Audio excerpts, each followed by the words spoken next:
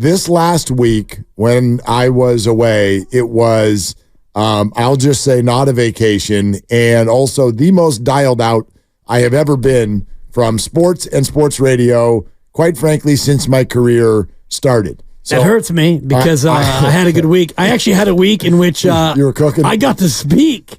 It was a week of me getting to speak. I called it Speak Week. No. Speak Week. Is that why you're only doing 2 days this week? I'm tapped out. You're all out of words. All my takes. I'm all out of words. Thank you. I'm so lost without Mark. I had a Mark. That's true. Good with point. a C. With a C. And I told him this to his face. Did a really nice job. No, you did. Mark with the C. For all 6.5 minutes of the week that I listened to. But I tuned in one time, and I think it was on Thursday. Yeah, one time I tuned in on Thursday, Grandy, and you were hot.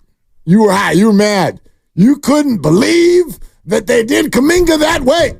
He should have been in more. Yeah. And the Warriors should have tried to win, and they didn't try enough. And I've added up to here and all of those things, right? Oh, we went through it. Yeah. We went back and forth. It got ugly. I know. I was like, look at these two gentlemen really getting after it. So that's what Dibley sounds like. Yeah, I'm like, that's weird. Who is Grandy's partner?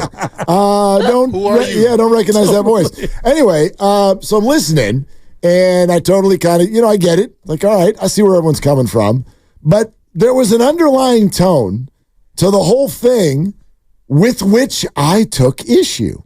Oh. And it's this. Don't be dream crushers. Why do you think that the 8th seed is now chasing daisies? I'm looking at this and I'm going, why? Like, it felt that day like everyone arrived here and just accepted, well, that's the end of that. So let's just get ready for the 9-10 game. Let's hope it's at home. Maybe they can beat the Lakers, and then we'll take a flyer and see if they can win a road game in Phoenix or something crazy like that. But I guess it's just not meant to be for the Golden State Warriors this year. And I was like, wait a minute. You know my rule. I don't want to get on the coaster. No, we're taking it one game at a time, One Mark. day at a time.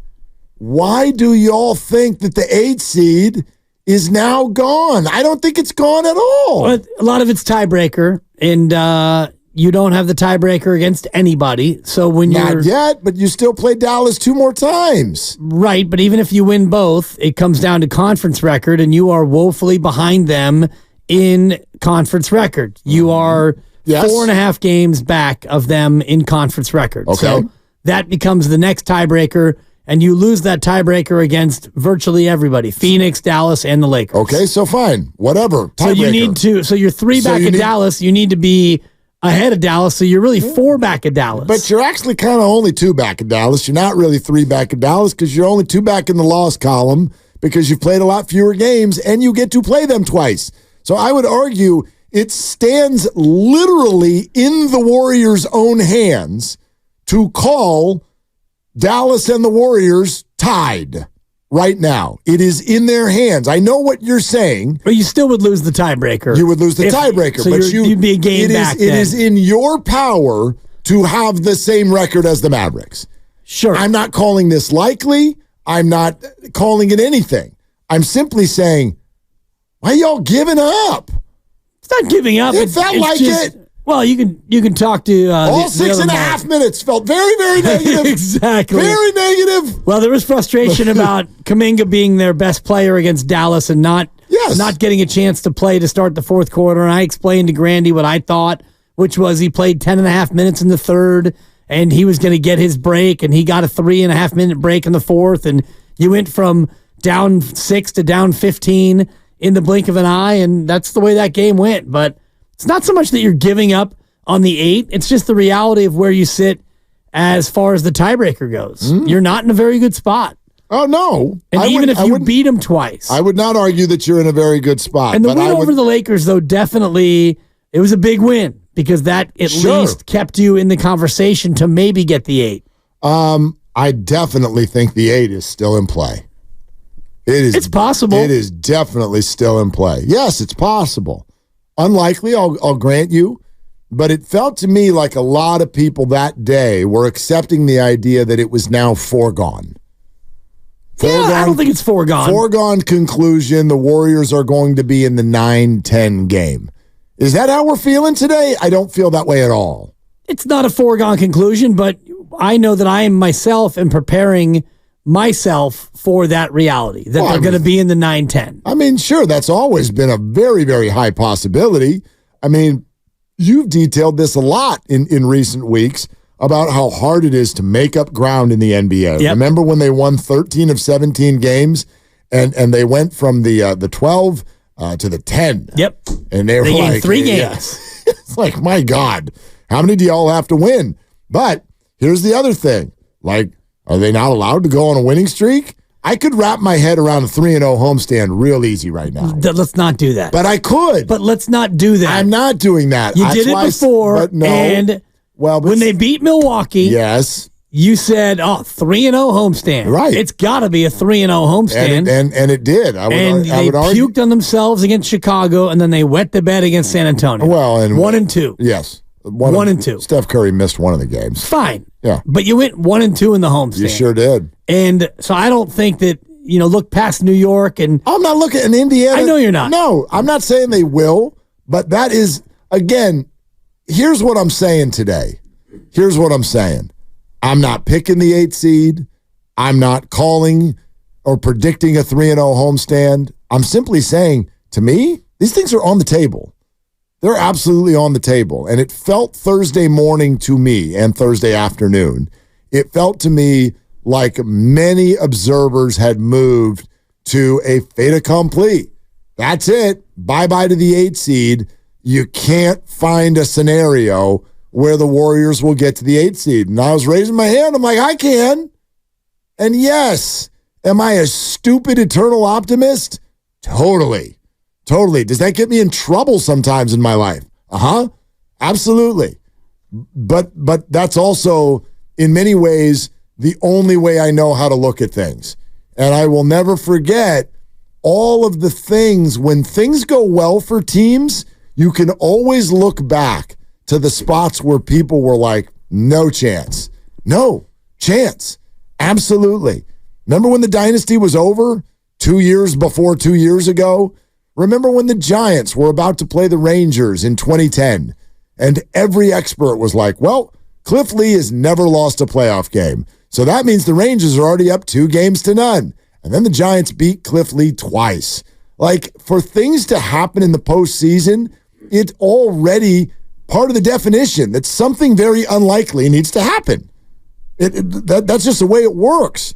So the idea of a late season collapse by the Dallas Mavericks, hell, we just saw it last year. Yeah. Could an injury happen? Could the Warriors win both of those games against Dallas that they still have and change the entire picture of this? Totally. They could also go 0-3 on the homestand. Absolutely. Which is why... And then we'll have a different conversation next week. Right. And tomorrow we might have a different conversation if they go out and they lose to New York. And I look at what this team has been through 66 games, and they've been a team that you can't really rely on. They're 35-31 for a reason. And I know you hate the expression of you are what your record says you are, but when you play 66 games and you win 35 and you lose 31, it's more than just injury, suspension, a player missing games for a personal absence, another player playing for his contract. Now he's on the bench, and Chris Paul in a broken hand and all the rest of it. Kuminga's good, and Pods hits a rookie wall, and now you got TJD, and Kevon won't play, and where is Saric and all the rest of it. It's everything about an NBA season. It's a marathon, not a sprint. And I look at where they are in this marathon, and they are this team. They're up and down. Just when you start to put faith in them, they disappoint you. Just when you're ready to give up on them, they surprise you. Correct. And that's where Saturday for me was such an impressive win. And I know Anthony Davis missed about 3/4 of the ball game, but Supper and I, my lovely wife Supper, we went out for supper. We went and had dinner, and then we had a little time before we had to get back to the baby. So we went to one of our old favorite spots in Oakland, and we walked into, it's like a restaurant bar, and it's packed. The game is on, and people are watching the game. Yep. People are locked in on the Lakers and the Warriors, and I thought, you know what? This feels like a playoff game. And they treated it like a playoff game. And it felt, for the first time in a long time, there was an actual palpable amount of sizzle around this team. And people were watching the game, people were listening to the game, and the Warriors came through with a great effort and won the game. So that one for me felt bigger than an ordinary March basketball game. I agree with you. By the way, you're listening to 95.7 The Game, KGMZ FM and HD1 San Francisco, always live on the free Odyssey app. Twitch and YouTube, powered by First NorCal Credit Union. Upgrade your savings dividend. Open a First NorCal first-class money market today. Think about it. Step back for a second, okay? The Warriors do finish that 1-2 homestand. And you walk out of the week last week, Saturday night. Spurs came in, hit 413 three-pointers at Chase Center. You walk out of that and you go, okay, the Warriors went 1-2 at home, and Steph Curry is hurt. And then you show up in San Antonio Monday, and after one quarter, you're like, all right, I give up. You guys, I'm giving up on you for the 7th time this year. How did the week go from that point forward? I know, especially if your name's Mark Grandy. Boy, that Wednesday night, that was frustrating. But I'd argue they had a great week. They navigated the loss of Steph Curry on a 3-game road trip, went 2-1 while they were trailing San Antonio early, then come to L.A. in a had-to-have-it because you're really going head-to-head with that team in the play-in tournament bracket, and you get that one too. That's a really good week. If I had offered you 2-1 when you started the road trip and you knew that Steph Curry was going to miss at least 2 of those games, you'd have taken it, for sure. So the Warriors get that. And I'm with you. Like, I get it. I get why you wouldn't, and we've tried to not do this, look at the big picture and go, oh, I'm going to now predict this about the playoffs. No. It goes day by day. It goes game by game. So we'll say the same thing that we've been saying when they play games in recent weeks. It is Monday, and the Warriors play the Knicks. That's it. But is this team, is it within the realm of possibility that this team gets hot? Going to go on a winning streak? I mean, sure, it's within the realm of possibility. Yeah, I don't find that. Yes. It's funny. I don't find that hard to believe. It would surprise me, but I don't find that hard to believe. The idea that we are searching for a scenario where the Warriors get to 7 or 8, I know the scenario. You go win most of your games. And they can do that. They're totally capable of doing that. They've got 3 at home and then 5 on the road, including Minnesota, Miami, Orlando in a back-to-back, and then Charlotte and the Spurs. They play better on the road. They have, yeah. They're a good team on the road. So that they're pretty good on the road. They got a good road record. They're 500 on the road, which is, comparable to what the other teams in the conference are doing. 18-14. Yeah. That's good road record. Yeah, it's 1, 2, 3, 4, 5. 5 teams better than you in the West. I mean, they're 4 over 500 on the road. The Nuggets are 5 over 500 on the road. Yep. Minnesota's 10 over. Yeah. Oklahoma City's 7 over. So you're comparable to the good teams in the conference. It's a good solid road record. So if you look at these next 8, and I know we're taking it one game at a time, feels like 5-3 is probably what you're looking at. You go 5-3, and after these 8 games, you look and you're probably still the 9 seed. Probably. Yeah. But could they go 8-0? Sure. Yeah. They're more likely to go 7-1 than they are 1-7. I'll give you that. Sure. But honestly, if I gave you 5-3, 4-4, or 3-5, if I took those 3 records and gave you the field, you probably wouldn't take that bet. If I said the Warriors are going to go either 5-3, 4-4, or 3-5 over the next 8, and you can have every other permutation. You get 6-2, 2-6. You get 7-1, 1-7. You get 8-0 and 0-8. I mean, it's funny. They're probably going to be favored in 6 of them. Don't you think? Maybe. Don't you think? Won't be favored in Miami. They'll be favored in Charlotte. Not in Orlando. Nope. They'll be favored in San Antonio. Orlando, that's a maybe. Second half of back-to-back. Yeah, I understand. Yep. I understand. Yep. Yeah, they're favored in at least 5 of them. At least 5 of them. Not Minnesota, not Miami. No, and they're favored in all 3 this week. You would expect, yeah. Yeah, right? What's tonight? I don't know. Favored by probably I haven't looked at it. I'll pull it up. 5.5. 6.5. Yeah. Wow. Really? Yeah. That's a big number. 6 and a hook, yeah. The Knicks are good. But they don't have Randall. Yeah, but isn't Anunoby back? I don't think so. Yeah, I think Anunoby's out tonight. Oh, he's out. He came back. He came back. He's and out. now he's back again. Yeah. Okay. AJ Anunoby. Yeah, because their record with him has been insane, like insanely good. But apparently, not tonight. That explains that number a little bit to me. Yeah, they'll be favored in at least 5 of these basketball games. Yeah, I don't know. Some of this is just the way that I view sports, and I get it. I totally understand this about myself. It's a little whimsical sometimes, but I have a hard time going, well, I'm not even interested in sitting down to watch the game tonight if my lens is, oh, well, this isn't going to go well at all. Sure. Well, it's entertaining no matter what. Yeah, I guess. But I want to believe in the unbelievable. I don't know any other way to approach sports. I know that almost, dude, save the 2 KD championships and everything else I've ever known as far as championships in for my teams have come when it's like, well, no, that's not going to happen. And then it does. Yep. All of the Giants ones, certainly the bookended ones for the Warriors. You could argue maybe not the year that the 49ers beat Denver by 150 points in the Super Bowl, or maybe even the Steve Young year, but go to the year where they even beat Miami, right? The Dolphins, oh gosh, you're not going to be able to beat the Dolphins. Like, we're going all the way back to the 80s. This stuff, and so I'm not talking about championship right now. I'd actually argue that for the Warriors, there would just be tremendous value in even getting into the playoffs at this point. Tremendous value. Forget whether you even look at it as, it's a good season or it's a bad season, it's a disappointment.